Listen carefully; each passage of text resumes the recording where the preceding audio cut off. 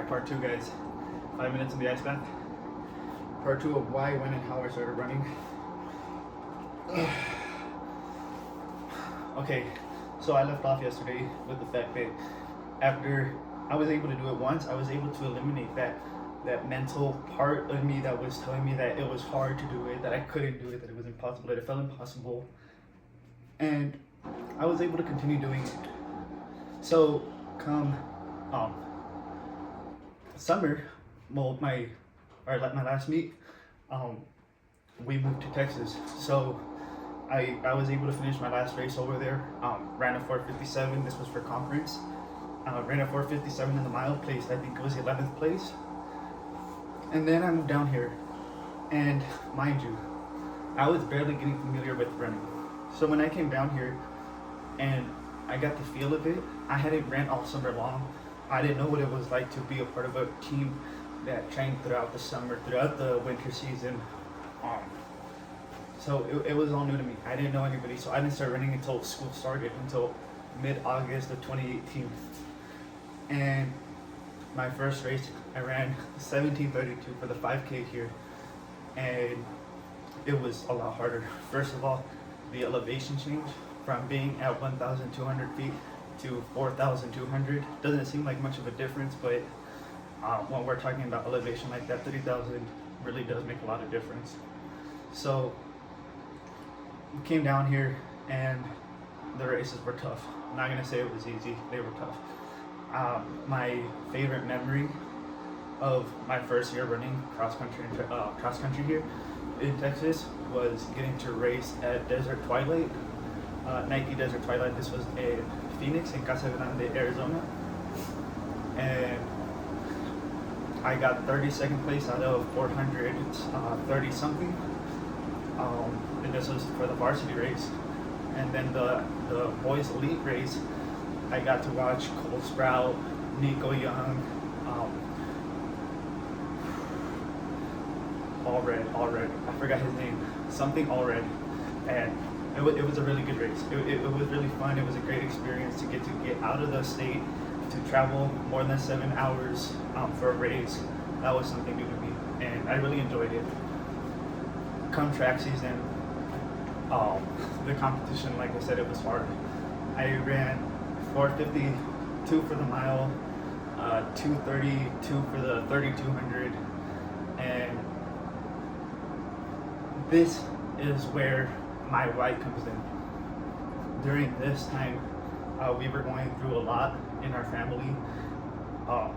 I found myself a lot of times from school, going to work, sleeping 2, 3, 4 hours, going to practice, school, work. It was tough. And we were going through a lot of stuff within the family, and that's where my depression started to kick in. And it was then that I started to use running as an outlet.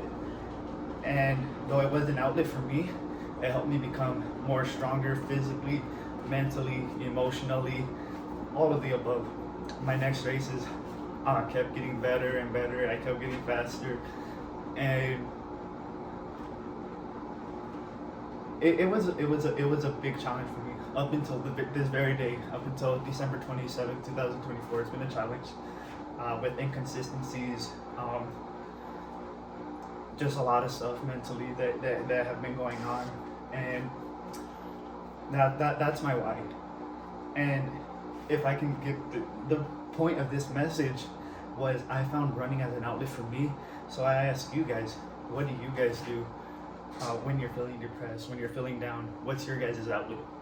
Because I'm not gonna lie and say this was my only outlet. Like I didn't do drugs and all this stuff, because I'd be lying. That's where the inconsistency comes in. I started using drugs to cope, until just recently I found God and accepted Him into my life and into my heart, into my mind, and everything just feels a lot better. Started doing this ice bath challenge to basically pick myself up again and rebuild myself. Now I can say I'm stronger physically and more mentally, ever since I found Jesus and I accepted Him into my life. But I ask you guys, what's your guys' outlet? What do you guys do when you're feeling sad, when you're feeling depressed, when you're feeling angry, when you're feeling like the world's coming down against you? I encourage you all to try and find something. Try and run, even if it's 5, 10, 15 minutes, and see how you guys feel. Give it a try. Maybe it's not something that you guys would like to do competitively, but many times running, I like to think of life as a marathon race, as a race. You know, sometimes there's hills, it's gonna be ups and downs, it's gonna be hard. There's gonna be times where you're gonna wanna slow down, take a break, take a stop, take a rest stop, and that's completely okay. What's not okay though is to give up. I encourage you all, find something positive to cope, find something positive to keep yourself busy, entertained, out of trouble, and continue to be great. Whatever it is that you guys are going through, maybe I'm not the first person who you guys think of, maybe you guys don't have somebody who you can talk to, but I encourage you guys to try and do something for yourselves like that, where you can grow physically and mentally, because running will make you stronger, but maybe it might not be for you guys.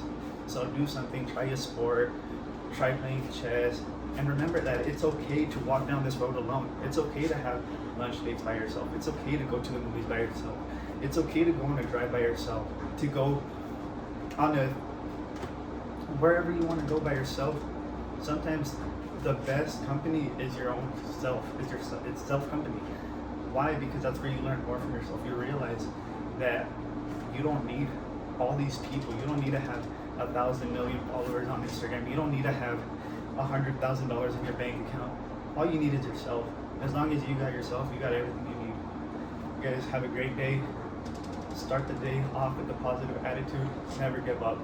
Thank you guys for tuning in. Thank you guys for tuning in part 2. See you guys tomorrow. Have a great day. That was 7 minutes.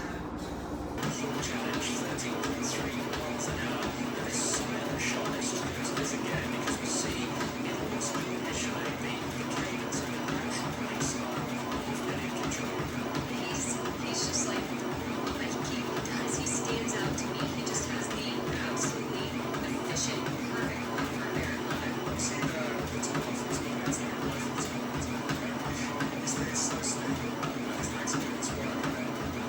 His core is so strong and straight.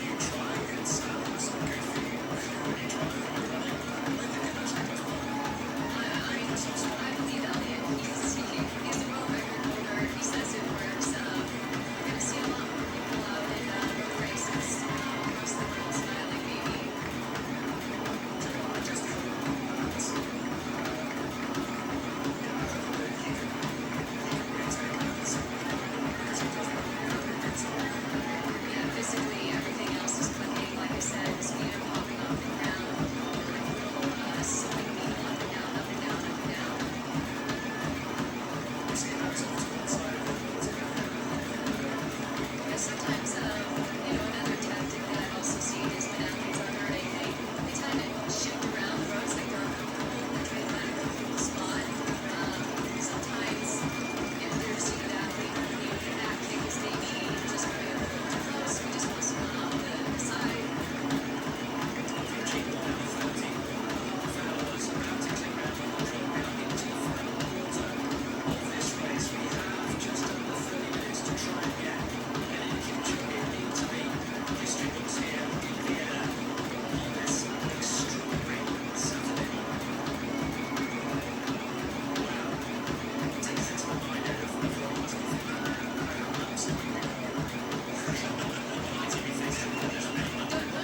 Don't you wish that there were like thought bubbles No, that two. helped us forever? I wish we could get 6:55. realize that the athletes, I wish there were thought bubbles that would pop up. I find that in this stage of the race, I have a mix of emotions. 1 minute, I'm thinking, this is terrible, it's not going to go well. And then the next minute, I'm thinking, I've got this, I'm a rock star, I can do anything. So it's really, I think these moments kind of fluctuating back and forth.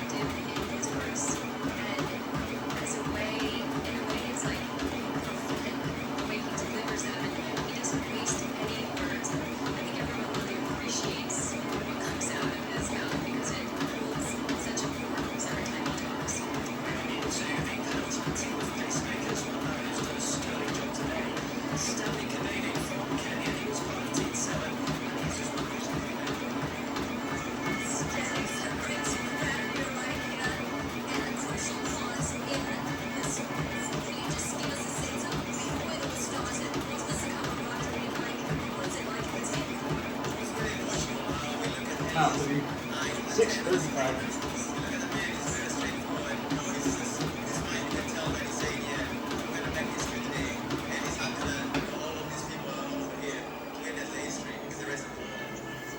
Easy.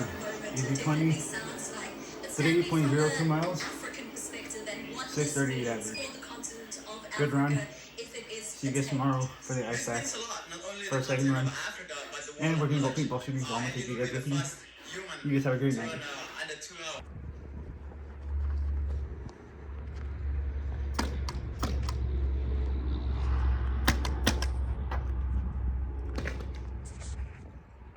Where's this guy at?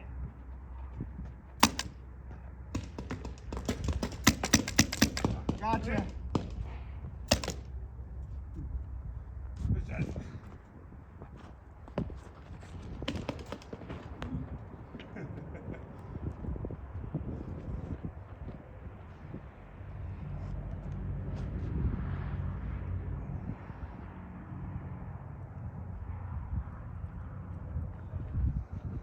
This is insane.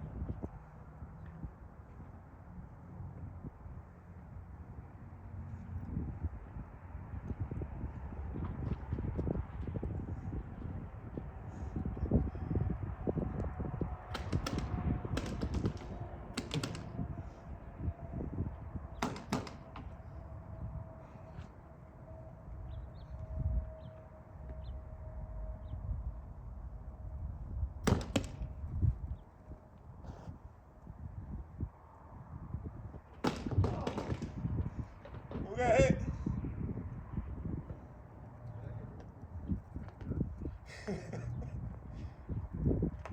You got your headshot? What do you yeah. What do you think? Am I qualified for the Marines? No. You got hit in the head.